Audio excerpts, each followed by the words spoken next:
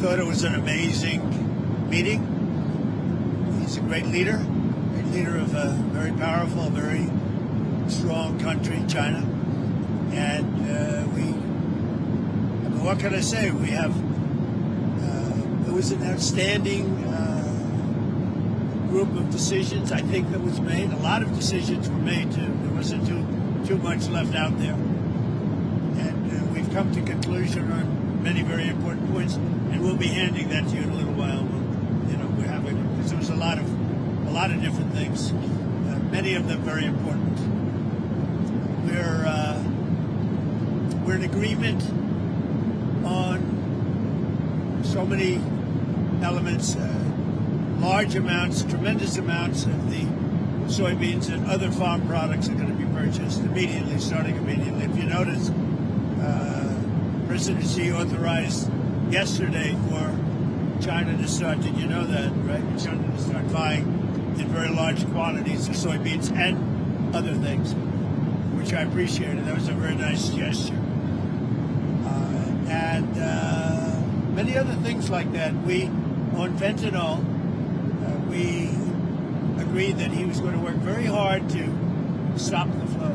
It's a very complex subject because it's used for lots of different reasons, including anesthetics and things. But he's going to work very hard on it, precursors, and I think you're going to see some real action taken. I've agreed, as you know, I put a 20% tariff on China because of the fentanyl coming in, which is it's a big tariff. And based on his statements today, I reduced it by 10%, so it's 10% instead of 20%, effective immediately. I believe he's going to work very hard to stop the death that's coming in. But again, it's complex because of what fentanyl is, what the precursors do. So I think you're going to see a big difference.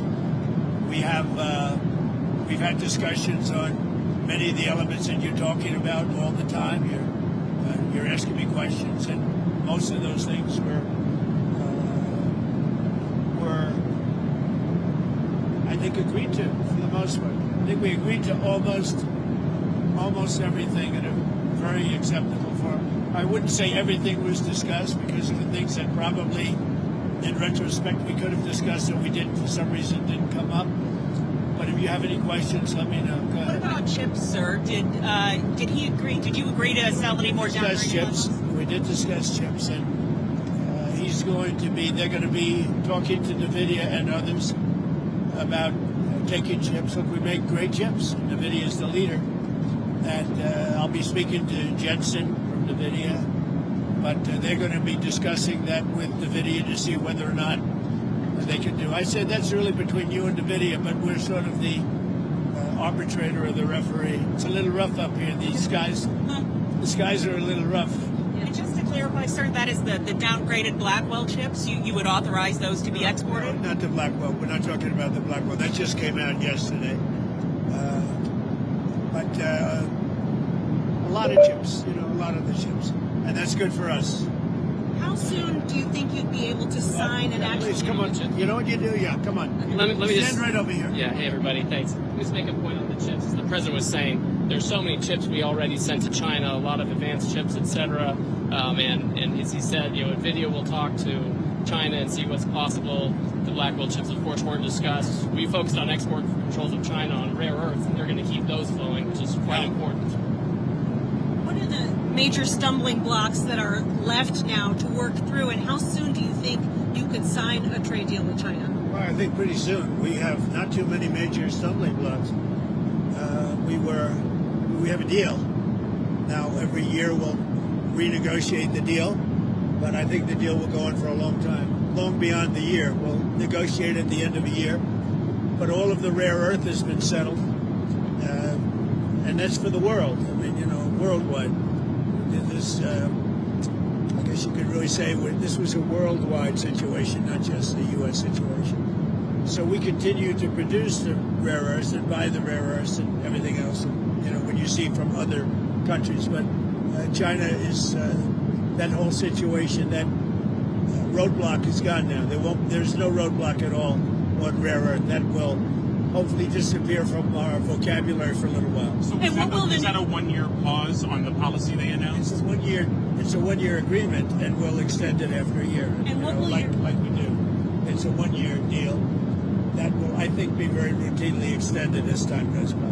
To be, what will your new totally tariff- clear, they're not going to impose the rare earth controls that they proposed. President Trump and President Xi came to an understanding at that point. What will your new tariff rate on China's goods be once you It's the sign the same, deal? other than what the tariffs remain exactly the same. 55%. It's about it was 57, now it's 47, And how long? because we reduced it by the fentanyl, because I believe they are really taking strong action. We've already seen the action on fentanyl, and they're taking very strong action. So we reduced to 10%. So that November date is gone when it was going to go up again. Yeah. Okay. That's right. So That's all. on fentanyl, they've agreed there are a variety of precursors. You may recall that actual fentanyl was scheduled by China in the president's first term successfully.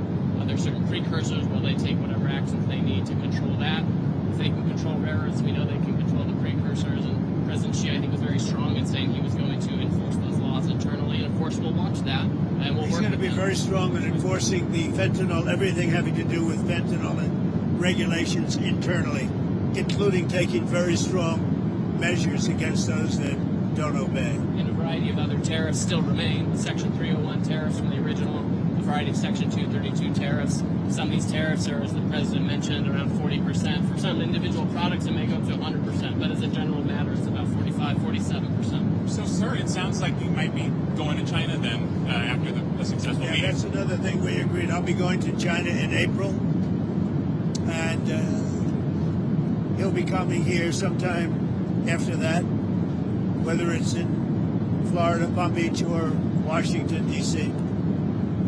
Did you read anything on the shipping fees, the 301 shipping investigation? Well, that's been So we're going to postpone that while we negotiate with them about that issue. We're trying to rebuild shipbuilding. The Cranes just agreed to invest $150 billion in shipbuilding, so we think we have a good path forward. but that's no longer an issue. Did the war in Ukraine or Taiwan come up? We discussed that, and we discussed basically these are rough winds in Asia. I must tell you, this is a rough flight. We could have waited an hour, maybe. These are a little tough. These are tough conditions for interviews. You know, they're going to be watching Trump. They're going to say he didn't look too good. He's got the shakes. I don't have the shakes, but people are going to think I do. You're pretty solid. So Ukraine, it came up. Yeah, it did come up. Ukraine came up very strongly. We talked about it for a long time, and we're both going to work together to see if we can get something done. We agreed the sides are, locked in and fighting, and sometimes you have to let them fight, I guess. Crazy.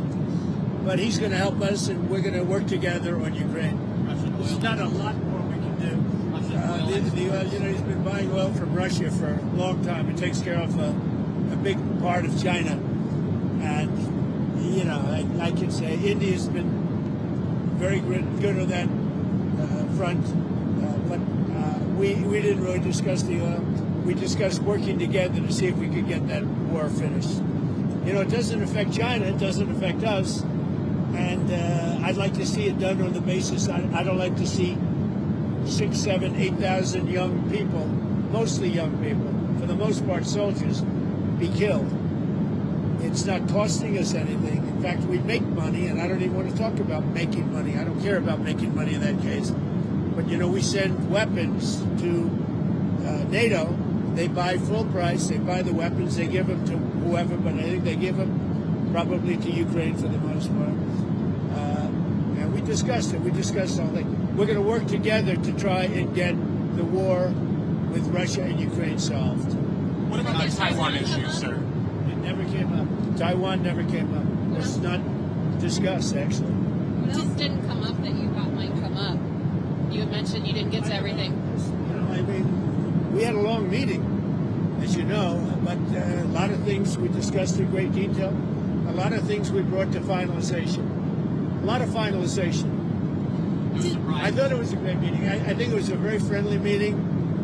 It was a good meeting for two very large, powerful countries. And that's the way we should get along with the large, powerful. Why did you write your Truth Social about nuclear testing? What What about resuming nuclear testing? What prompted you to do that right before the meeting?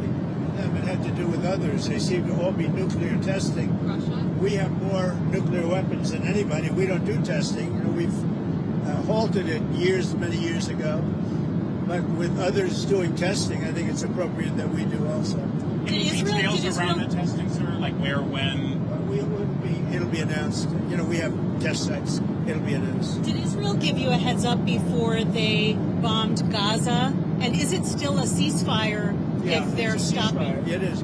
No, they had a sniper, and one of their soldiers were killed, and they did retribution. So we'll see. But yeah, it is a ceasefire. It's back to ceasefire. But is that Who's the thinking behind reducing troops in Romania, the drawdown of U.S. troops in Romania? You'd have to ask. I mean, I could tell you about it, but it's not very significant. It's not a big deal. On nuclear weapons, sir, which countries do you have in mind when you say you want to send a signal?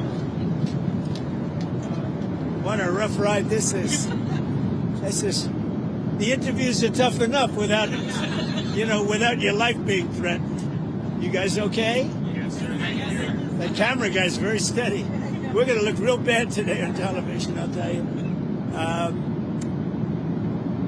I think that, it's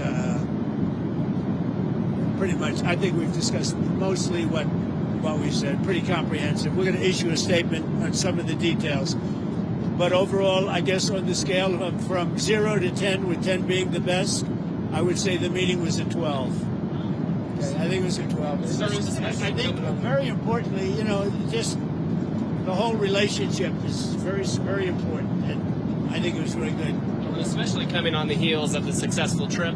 We're in Malaysia. You signed a peace deal for Cambodia and Thailand. Critical mineral deals with all our allies. So many successful meetings. And so many meetings great for our country with literally hundreds of billions, trillions of dollars have come into our country over the last 4 days, represented by this meeting.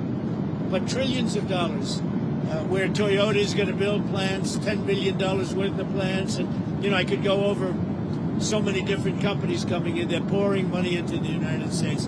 So beyond even this meeting, this was an unbelievable trip. And I hope you're glad you were a part of it. It was big.